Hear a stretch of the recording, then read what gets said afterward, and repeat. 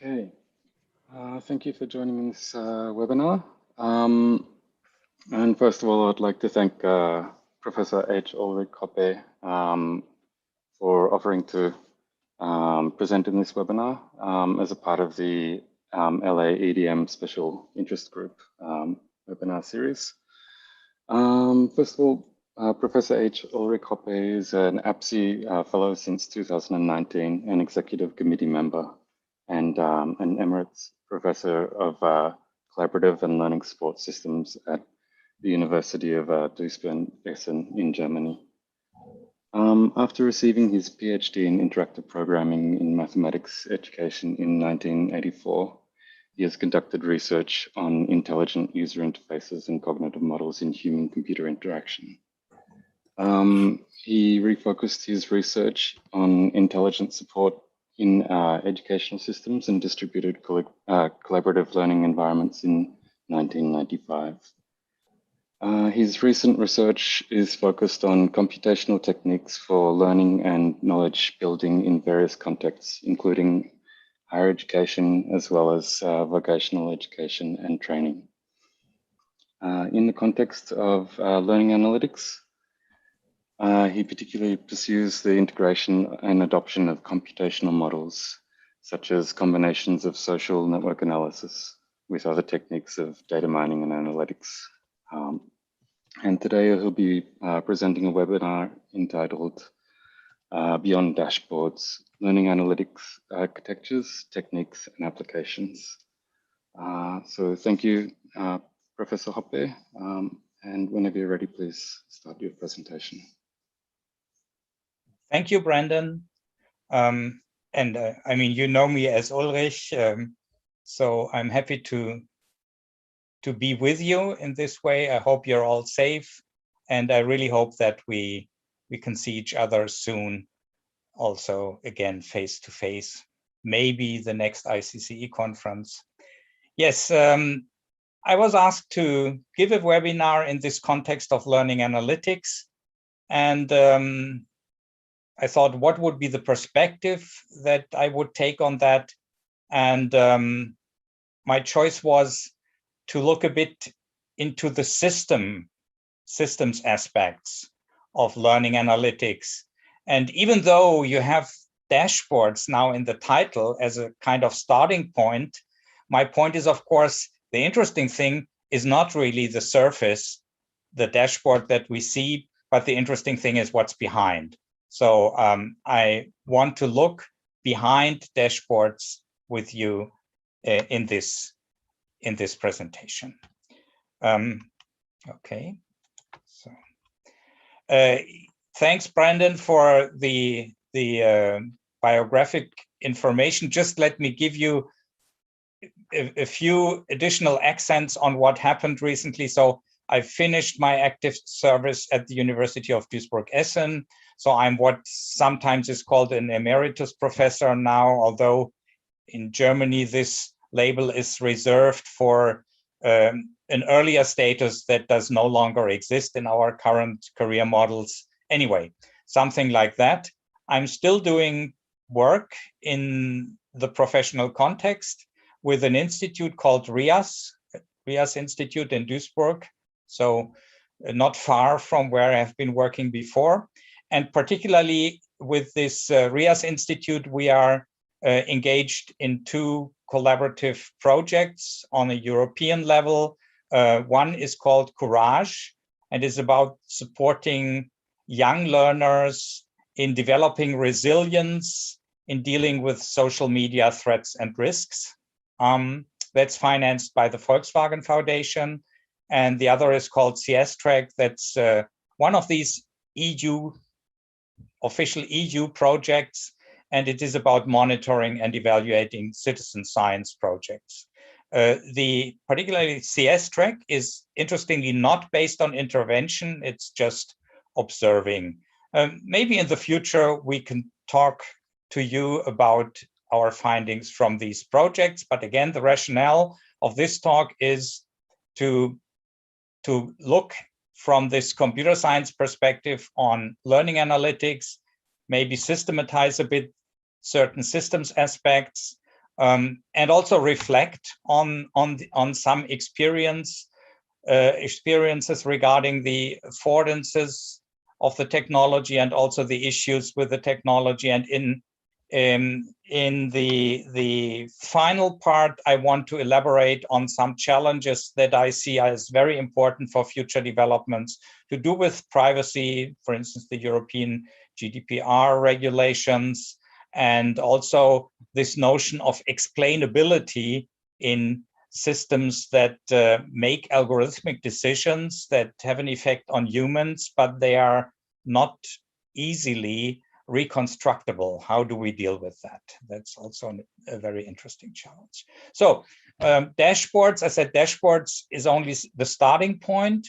For us, non-native English speakers, we often take the connotation of the word that we have in the professional context as the main one, but there is of course an older connotation with dashboards that you see here, explained and also illustrated. This is a dashboard. Of course, the dashboards that we are interested in would rather be defined in this way, a type of graphical user interface which often provides at-a-glance views of key performance indicators relevant to a particular objective or business process, etc. So what it boils down to that we expect from dashboards is that they support monitoring, they give control, and they enable operations. Yeah, this is what we expect from dashboards, and this is how we have seen them also in the learning analytics context. Here is a piece of literature on dashboards, a meta-level article, a literature analysis on dashboard research in the learning analytics context. The authors are all in the one or the other way connected to EPFL in Lausanne, Pierre Dillenburg's group, and also Denis Gillet is another group at EPFL. And what you see here, the picture, is a dashboard set up in the GRASP platform and environment. And in this article, this is only an example, in this article, a literature study, one of the questions that the authors dealt with was who are the main target groups of dashboards? Evidently, teachers are an important target group of dashboards. They would use the dashboards for monitoring and supervision types of tasks. Then the learners may receive feedback through dashboards, which should support typically self-regulation. And here you see from the pieces of literature that were connected how the distribution was. There were also overlaps. So we had 14 examples that dealt with dashboards that were directed to teachers and students at a time, or here 18 just for teachers, etc. So you see we have teachers as target group, we have learners as a target group, and we have specific purposes also that we pursue with dashboards. The first experience from my own and our work in my group goes back to the GoLab project. There is an interesting coincidence here between this article and the GoLab project, namely that GoLab used the GRASP platform and environment as a technical underpinning. Yeah, so the GoLab environment is essentially built on top of GRASP, on top of the GRASP platform for sharing. And the content of GoLab was experimentation, supporting experimentation with remote and virtual laboratories. And the interesting part of GoLab was that it was not about building things anew from scratch, but the specific point was to give access to many of the existing remote and virtual laboratories and provide like a unified view onto all these different, partly, mainly already existing labs, and some were also built. And some were real remote labs like telescopes, physical labs, or also software-based labs. You could ask, if you have a software, why do you give access to it through such a platform, and do not just provide it locally? Of course, you have a community, you share your experience, and that applies also to things that are completely represented in software. So these were these interactive learning spaces that we have seen. Here is one that's an experiment with an osmosis power plant that you could query, and you could engage in the typical inquiry-based learning activities. We had dashboards of different types for teachers, for students. Here you see a dashboard for teachers that shows student timelines of activity. I will not go into the details of content of these representations now, but I would go to the architecture. This is the overall architecture of the GoLab environment. You see the interactive learning spaces platform, the inquiry learning spaces platform, the ILS platform. Then you see the learning analytics backend as a very important component. What is called tutoring platform here was an add-on. This is not part of the core learning environment, which is this one. This was an add-on for, say, instruction that involved humans, instruction partly also for the teachers that use this environment. And we have a repository. So we had a workbench that was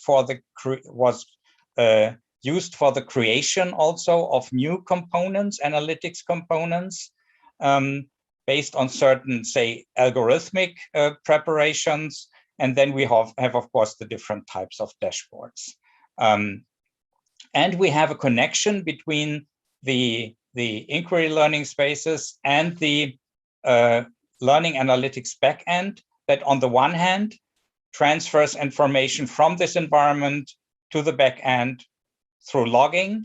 And we also needed the back channel for notifications, feedback, etc. That was the overall principle. Here we see the backend, and you see also the backend is again a quite complex component. We used for the communication of the different components a shared memory, a so-called blackboard approach, using tuple spaces, or in the special version here, so-called SQL spaces. And you see that there is, input-wise, there's one important channel. We have the action logging service that connects to the learning environment. We have an action logging broker, and we have a data warehouse here that collects the action representations, the action logs. Let's concentrate on this chain first. So what can we do with the logs? On the one hand, the logs, in first place, they just represent the sequence of actions performed by the different users in our environment. Regarding what you represent in these actions, it's a question if you want to be able to reenact and replay everything that happened in the system just based on the action log information. So you may see the action log more as just representing this activity flow, or you may want to add so many attributes to this protocol that you could practically reconstruct incrementally the whole system environment from that. And there are two different purposes that you have to distinguish. You may do real-time monitoring, ending up in feedback, for instance, or you may want to do ex post analysis, typically for the researchers as a stakeholder group. This is all important. The logging itself uses a specific language, and these logging languages they are inspired by semantic web and linked data technologies of more general types. So typically you have these triplets of subject or actor, verb, object, who does what, with which entity, handling which entity, and of course you have timestamps, and you may have additional context information. In GoLab, we used so-called activity streams for action logging. Here you see that's a JSON representation. Currently, the canonical model is still very similar, but mostly in the learning analytics context, activity streams have been replaced by XAPI, stands for Experience API, and that would be a typical configuration. You have a learning environment, many people, and you will see in a second example, Moodle as a learning environment, the learning management system, maybe with plugins for interactivity like H5P or others.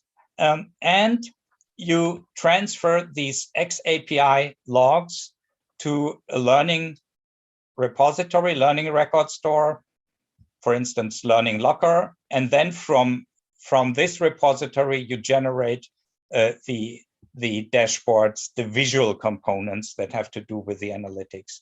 Here you see from a more recent project in the area of vocational education and training, you see such a log file in terms of XAPI statements. And again, then what follows is canonical. So that's a standard architecture that you often see in the one or the other way in such applications.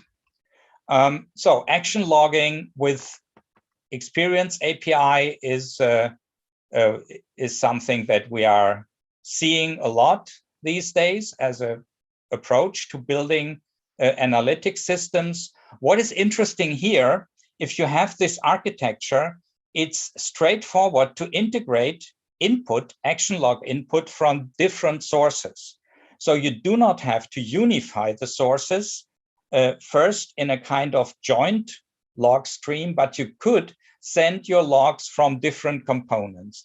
For instance, you may have a learning environment that has as one component to the learner a programming environment, and also a Moodle, uses also a Moodle platform.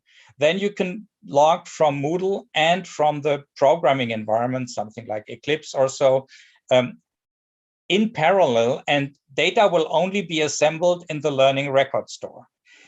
To make these data interpretable together, of course, you have to ensure that the timestamps are well synchronized.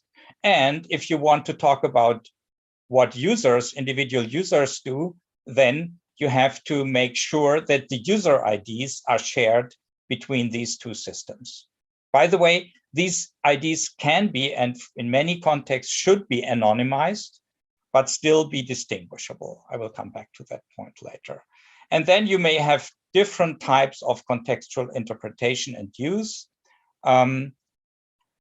So this is more a reference to a paper that I would recommend you to look at if you are interested in the basic approach behind XAPI and how people who were involved in that and are involved in that reflect on it. So here you see, again, this description of these XAPI statements made up of these three main elements, the subject or actor, verb, and object. But what these authors, Baharia Kito, Kirsty Kito is an important name in the development of XAPI. Also Dragan Gazovic and what was Pardo, so from Australia, as far as I see. And what they make clear in this article is that it is very important also to consider context in your action logs, include attributes that describe the context, and you need well-written so-called recipes that serve as semantic specifications for what you do it for, and they are primarily readable by humans. So it's about creating vocabularies. Vocabularies, on the one hand, that structure your representation on the machine, and the recipes more directed towards humans who want to make use of that. So there is an open and transparent way of documentation, human understandable, and all the basic elements of the vocabulary are anchored in URIs or IRIs, so that you, as it is typical for semantic web and linked data approaches. Here you find more about the recipes.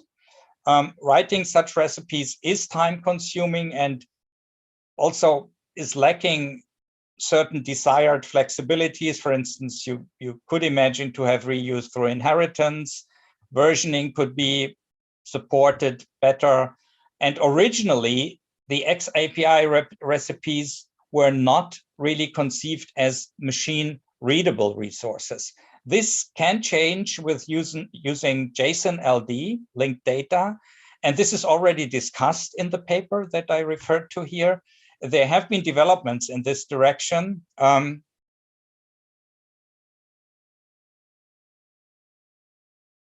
So I just saw a chat message.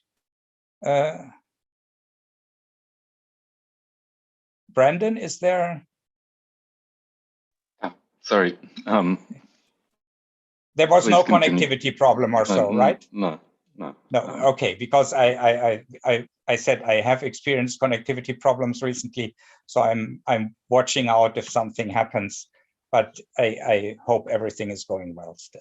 So this is an example of such a recipe for video experiences. So you see you have some basic types of activities and attributes, and you see all these parts of the vocabulary are linked, have a linked structure where all the elements are represented as URIs. And particularly in this, I want to mention work done in our context by Sven Manske. He has a special tutorial on what you should consider when you do such types of models, and this is an essence from his tutorial. So thanks to Sven, I think he's also in the audience. You should be careful not to confound, when you talk about such logging formats, the technical format with the protocol. We hear people saying, "Oh, I use JSON for logging." Yeah, okay, you can use JSON as a basic representation, but what you should talk about is what you would encode in such a recipe. What are your verbs? Often you start from the verbs. What are the typical entities that you are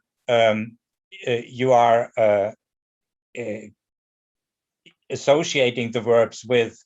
And so that would be the level of the recipes that has a kind of semantics, at least human readable semantics. And also when you define such statements and the verbs, be careful to address the right level of abstraction. For instance, having user clicks in locations is not very useful. Usually you know in the system environment where you generate the log what the click meant. So it was maybe in a physics environment, you selected the tag force for something. So that should be reported and not a user click at a certain location.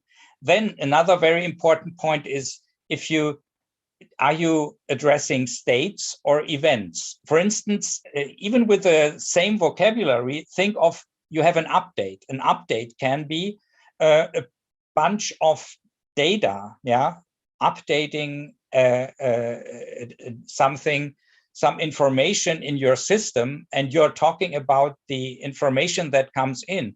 Or it can be an event. You modify something. Maybe you do not even include in the log the content of the update. You could, that's a choice. And as I said already, it's very important to ensure time synchronization, particularly if you have heterogeneous environments with different sources. Okay, the next example, this was so far based on the GoLab experience, but extrapolating to what we are currently typically seeing in learning analytics systems. And here is a more recent example, a project called ICARDION, a German project with 3 institutions involved, University of Duisburg-Essen, also together with my colleague Nicole Kramer, social psychology, Ruhr University Bochum with Nicole Rummel, and the Technical University of Lübeck with Monique Janek from HCI and Horst Helbrich from software engineering. You see that also this was quite kind of interdisciplinary in the composition of the people working on that. Here you only have the PIs. Of course, the main work has been done by others whom I want to thank particularly here. So this project was on intelligent support and feedback for small group work in higher education online courses. We deliberately did not use the word MOOCs because we address many other types of courses that occur in our normal practical environments, particularly now in times of the pandemic. This was kind of the standard case, but the experiences made here were essentially before the pandemic. They just reach into the last in the last phase into the beginning of the pandemic situation. And of course, we do that based on learning analytics.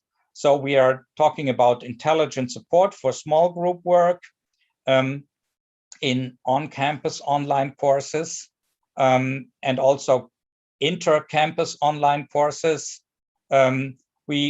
Regarding the analytics techniques, we want to look at interaction patterns in the small group works, and we have an intervention system that provides intelligent feedback into the learning platform. The learning platform, by the way, is Moodle here. So very standard, and we want to increase particularly the awareness and say well-functioning of learning groups through mirroring and reflection tools. So the course looked like this. It has undergone a couple of modifications, but it was a course on computer-mediated communication that has been reused as the main experience. There were some other courses also that we have say orchestrated on this platform, but there was this one course on computer-mediated communication that was used in several instances. Here you see Nicole Kramer in one of her, say, video addresses given in the context of this course. And here you see now the technology that we used for the small group work. So the group assignments were writing tasks, kind of wiki writing tasks. Group size was 4. Task duration varied from, we had task duration 1 week and also 2 weeks in other instances. We had a collaborative editor, Etherpad, for the actual writing, and we had we also used the Moodle group forum for messages that were of coordination type and just to organize the work. In the last experiment that I will be particularly reporting on, we had 65 groups in this context. Typical issues that we dealt with had to do, on the one hand, with inactivity and answer latency, so with organization of group work over time. Yeah? And the other main issue had to do with participation and work distribution in the groups. So you see here a timeline, but these are, by the way, parts of our feedback components, embedded dashboards in a way in the Moodle environment. And here you see the participation feedback element. These are different names that we have not shown here. And you see the participation in the wiki, the participation in the forum by the different people. This is a diagram that shows over a bit more than 40 days what happened. 3 tasks were involved in this time frame. And here we had different conditions. These are not important for us at this moment. But what we typically see here, we depict the work distribution using the so-called Gini coefficient as a measure. The Gini coefficient was originally defined to measure inequality, for instance, in societies in different countries based on certain indicators. And the Gini coefficient is normalized, and Gini coefficient 1 would mean that this is the highest level of inequality. Yeah. So you typically start with 1. Why? Because at some point there will hopefully be one person starting. And if one has contributed and the others not, then you have the highest level of inequality. So you see, you start with 1 and then you improve, lowering, which is reflected here by lowering the Gini coefficient. You see the best value that we come down to here is somewhere below 0.4. So this is the situation that we deal with. Now, what we want to do is we have our logs from the Moodle platform, and we want to generate awareness information for the learning groups that avoids issues to do with time management and also with participation management. The architecture here was our learning management system with logging, XAPI-based logging to a learning analytics backend.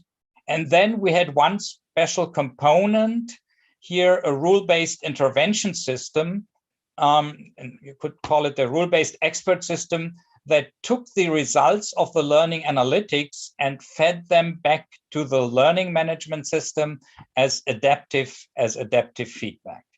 This is explained in more detail in this article that you see here. I will now go to one specific part of our analytics. This has already been presented at an ICCE conference, and an extended version of that, also with more data, has recently appeared in the International Journal of Artificial Intelligence in Education. So it's about sequence analysis of these group activities.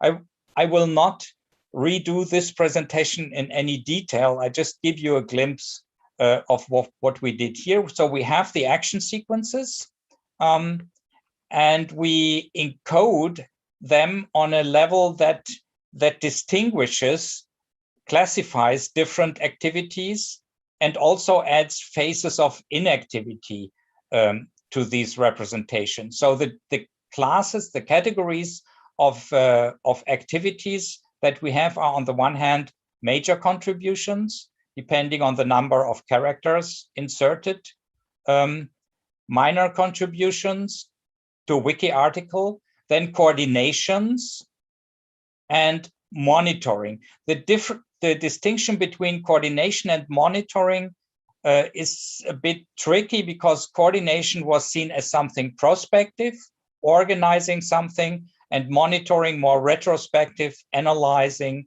reporting back. We did that through human coding first. We tried to train classifiers for that, but obviously the classifiers would have a harder time to distinguish coordination and monitoring, to be precise in that. But maybe that's even difficult also in the human coding. Now, when we have classified the actions, we get like a DNA sequence for each such, say, activity stream. And here you also see we have inserted gaps as actions. We have a starting point, and here you see the green blocks are the coordinations. We have the orange major contributions, the yellow minor contributions.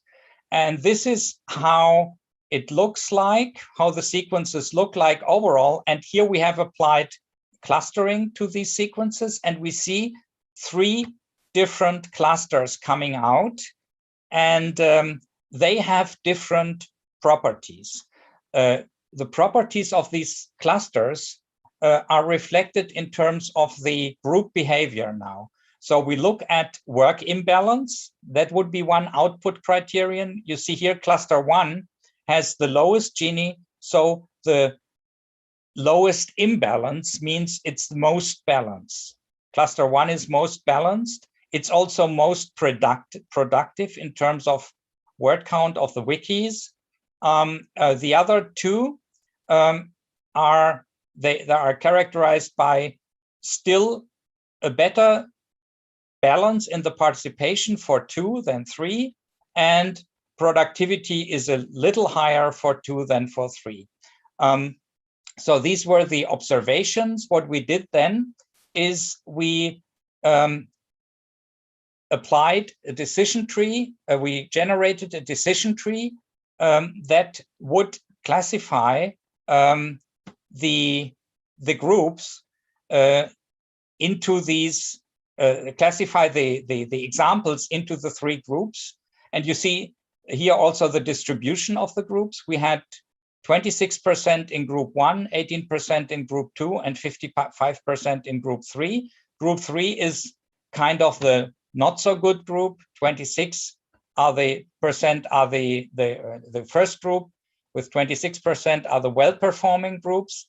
And the decision tree has this property that the splits are always based on maximum information gain. So you see that the maximum information gain that you get is through looking at coordination actions. So coordination actions make the difference, and not what you might assume plausibly. People would say, oh, if you want to look at how the groups work, look at the inactivity, the gaps. No, the gaps are only of secondary importance. Here, coordination comes in again, and here you see how it ends up. In this part, you have what ends up here is 84% in group 1, in the 11% in group 2, and only 5% in group 3. You see that here you end up at this end with lower coordination in the first split, more gaps in the second split. You end practically up only with group 3 examples. So this was the analysis that we did. It's not, of course, done at runtime, but knowing these results, we could inform the expert system to make the right decisions and to take the parameters needed for these decisions from our learning analytics backend model. So, as I said, I think I explained it practically already with the decision tree. We saw that early coordination is more important for good and balanced group work than the absence of gaps, than the inactivity. So in our architecture, this is a different view of the architecture. Our analysis component models that based on the learning archive, the learning record store, and makes this model of the groups available to the expert system that is then responsible for transferring that back to the learning environment. Yeah, so these were the experiences that I wanted to share with you. Now, some, say, final thoughts on important challenges for the building of learning analytics systems in the future. I think what is very important is that we consider privacy and also privacy awareness. That's a term that we have used a lot in a graduate school, in a doctoral school that we had at University of Duisburg-Essen. Privacy awareness means it's not only that there are privacy concerns, but also the users have to be aware of the privacy concerns. Yeah, consider that in the design of your learning designs and also of your experimental designs.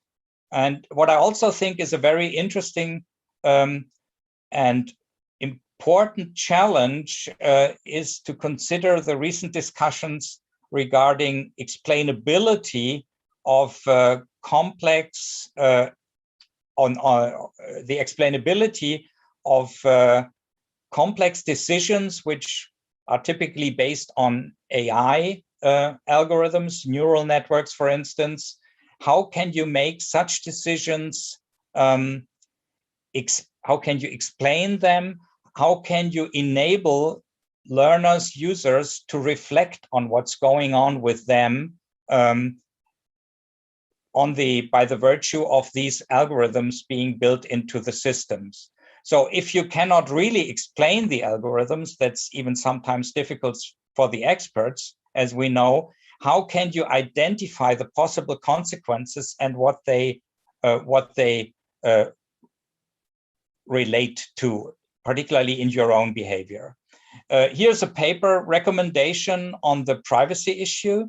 That's by Hendrik Draxler, by Draxler and Greller, on privacy and analytics. It's a delicate issue. Privacy is a delicate issue, and they spell out important determinants of that you should consider in your design of systems and experimentations regarding, for instance, sparse use of data. One of the principles is, maybe I go to this one.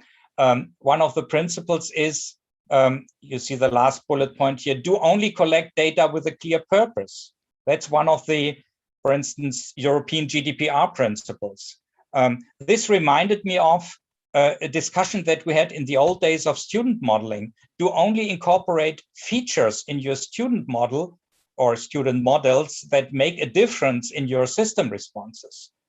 Do not model features of students that you cannot respond to. Yeah, what you collect, what you model should have a purpose that hopefully is also for the benefit of the learner.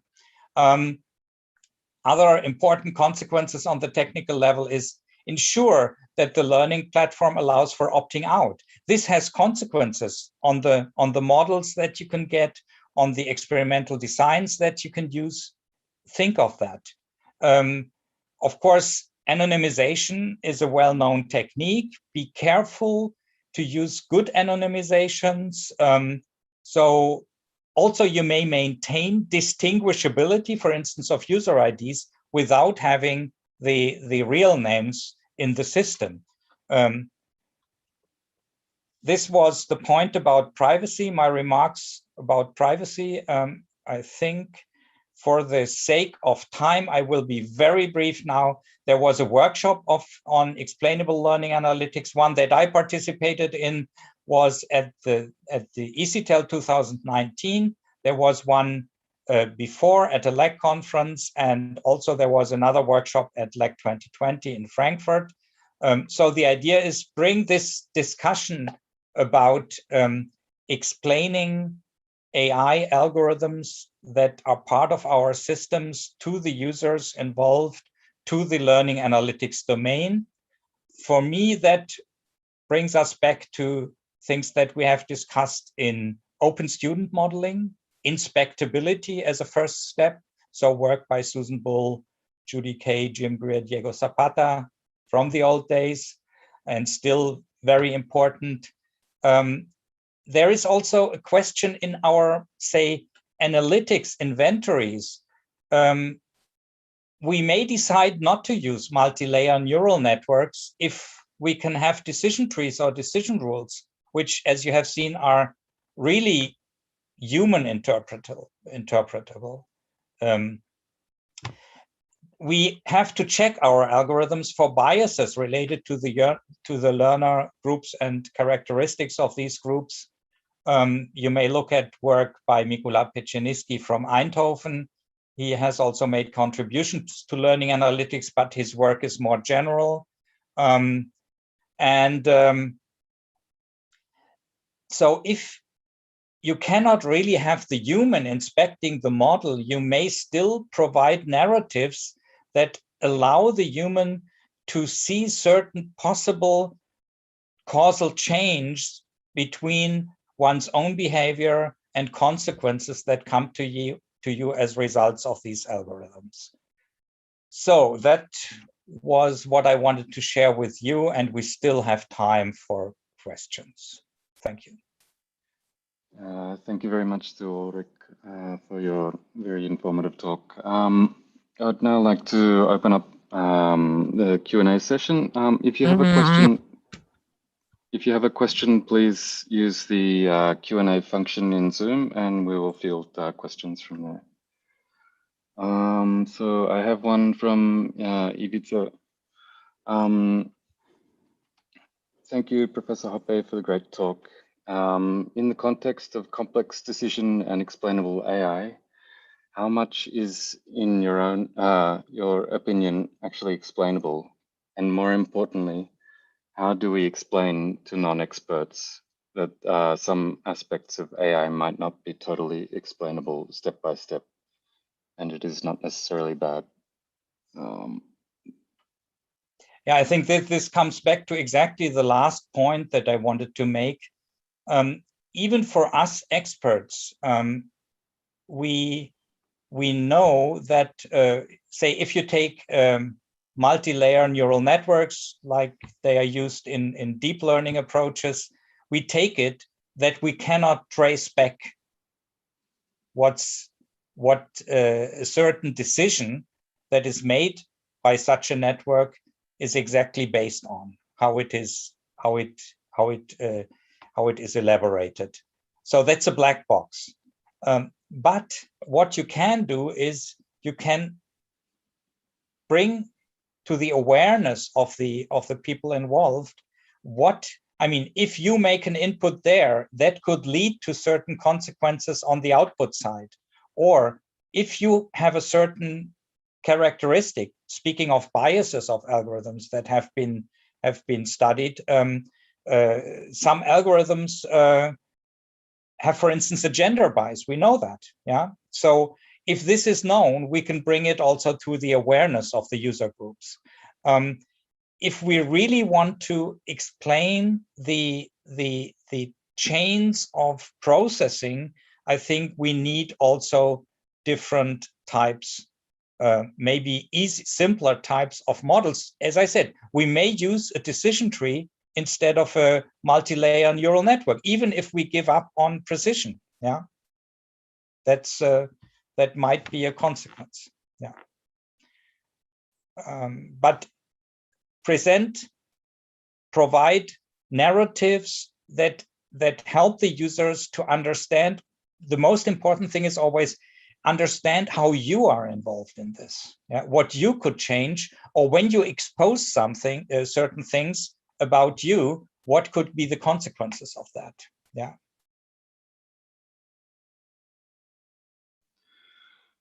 Okay, thank you. We have another question on the chat from Tanya. I'm interested in hearing more about interventions encoded using rules in your most recent project. So what we provided in the back-end learning analytics model was for all the groups, the participation measures, and also productivity measures, and something that I have not addressed here in the presentation, but also some content level features of, for instance, keywords extracted from the productions, etc. And from the expert system, you could access these models and incorporate these parameters in your decision rules. So, and the decision was typically when to display to whom which one of these feedback elements. So you could, for instance, when would a warning be issued? Now, you could do that very flexibly and adaptively. But you have seen the composition of the project. There were systems-oriented people. By the way, the software engineering group, they did this expert system.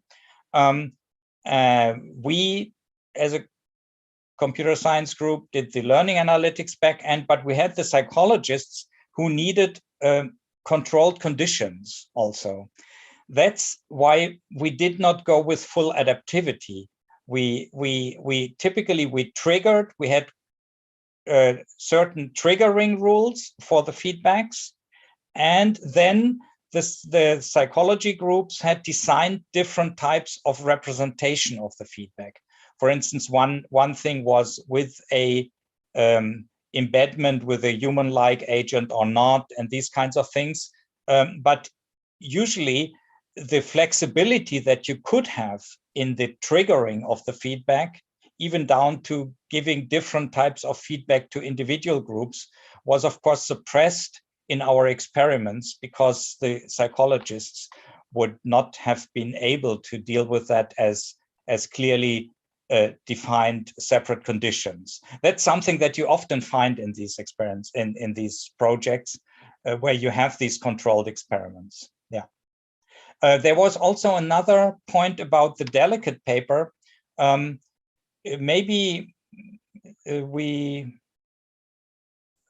I can take that. I mean, for me, it was an inspiring paper at that time when I first saw it. And I found some of the discussions that we have had in different contexts. I found it interesting to refer to that paper. Maybe the person could be more specific about, maybe there would be another suggestion to look at, more sophisticated treatment of these issues.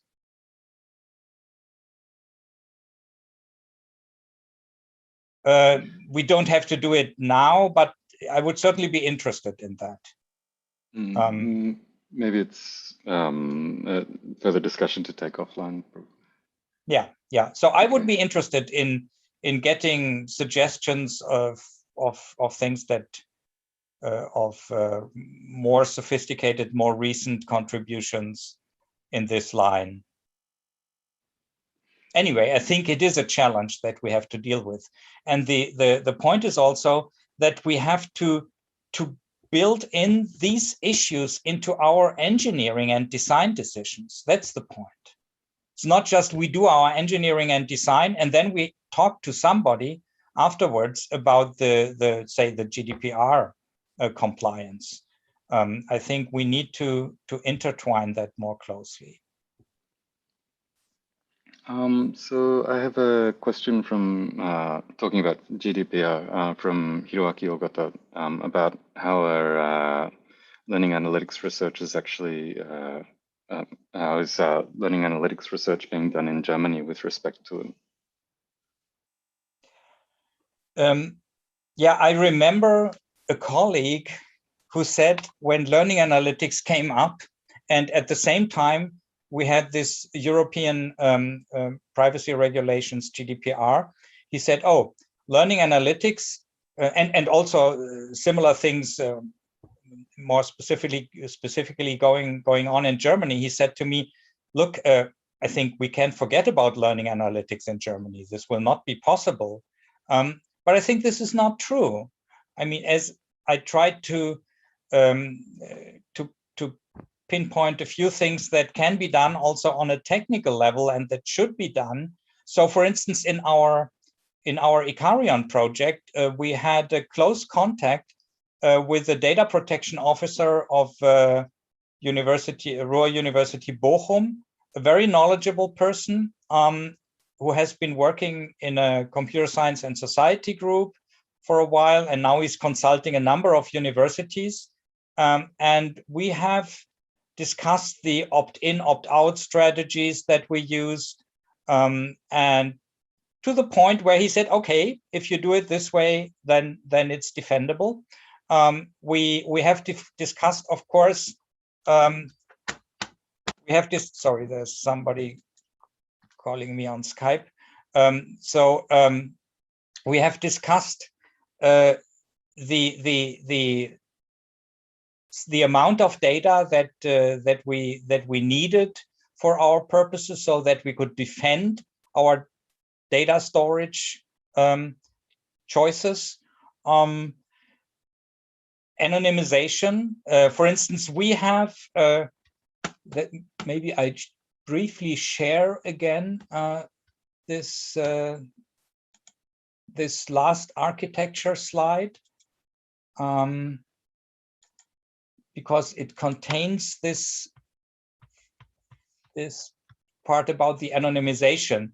So we did anonymization on the way from Moodle into the Learning Record Store. The Learning Record Store would no longer have real names, and it would not, I mean, you can do, I mentioned this SHA-3 encryption approach that is not reversible.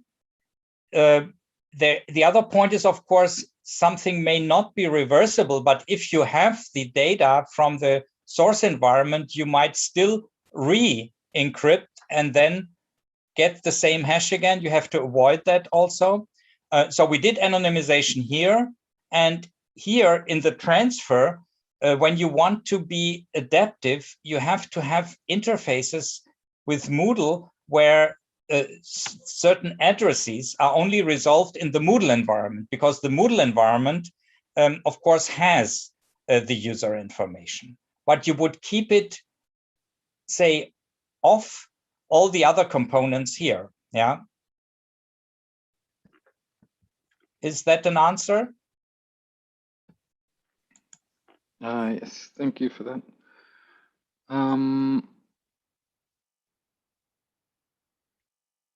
Okay.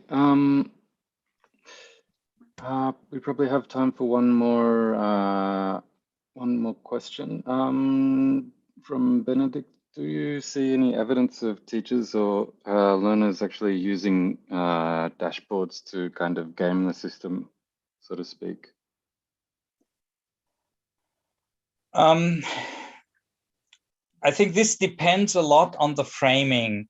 I mean, if you have learners individually exposed to learning environments with these feedback components, you may see that. But if you have social control, I mean, fighting gaming, for me, has very much to do with that in the overall system setting, in the overall environment, you have social interaction, social control, responsibility, and trust. Yeah. If you have, say, learners like individualized in cells, everybody on his or her own, you may see that. My point would be, try to avoid such situations. Try to establish social control. So you would, and of course, one part of social control is not always peer-to-peer. It can always be, yeah, let's be honest, more hierarchical, with teachers having certain responsibilities. I would not try to resolve that in the system. Yeah, I know there's all this work in the ITS community and also in the EDM, educational data mining community, on gaming the system and detecting gaming the system. But I would more, it may be interesting to see this happens, but when it comes to dealing with it, I would really rely on social solutions, say responsibility, trust, and establish that in the relationships that you induce through your environment. Thank you very much. Longshan, did you want to say something? I see you've got your hand raised. No, I think I pressed the wrong button. Yeah. Okay. Okay, we've come to the end of the time that's been allotted for the session. I'd like to thank Professor Ulrich Hoppe for his giving his time to present at the webinar today, and also for answering all of the questions from the attendees. So thank you very much. A big round of applause for Ulrich Hoppe. Thank you very much for your attention, for your interest. Yeah, it's limited interactivity that we experience here, but it was nice to see you and to know that that you have been here to listen and to make your points also. Thank you. And thank you to everyone who attended the webinar today. So I'd like to now bring the webinar to a close. Thank you to everyone. Thank you. See you. So, Alex and Brandon, yes, you are still here, right? Yes. I think need to close it. Yeah. Yep. Do you need to close now? Because you're the host now. Yeah, you need to close it. Okay. So I'll close the meeting for all. Mm-hmm.